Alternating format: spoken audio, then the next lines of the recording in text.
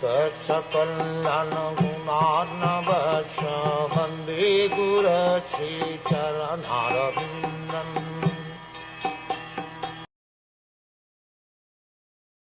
Seeing my attempts in that lonely place, the personality of Godhead, who is transcendental to all mundane description, spoke to me with gravity and pleasing words, just to mitigate my grief.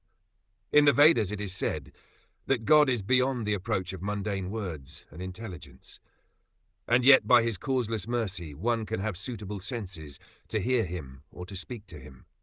This is the Lord's inconceivable energy. One upon whom his mercy is bestowed can hear him.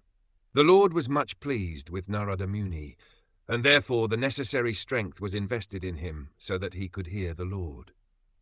It is not, however, possible for others to perceive directly the touch of the Lord during the probationary stage of regulative devotional service.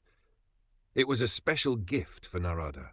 When he heard the pleasing words of the Lord, the feelings of separation were to some extent mitigated. A devotee in love with God feels always the pangs of separation and is therefore always enwrapped in transcendental ecstasy.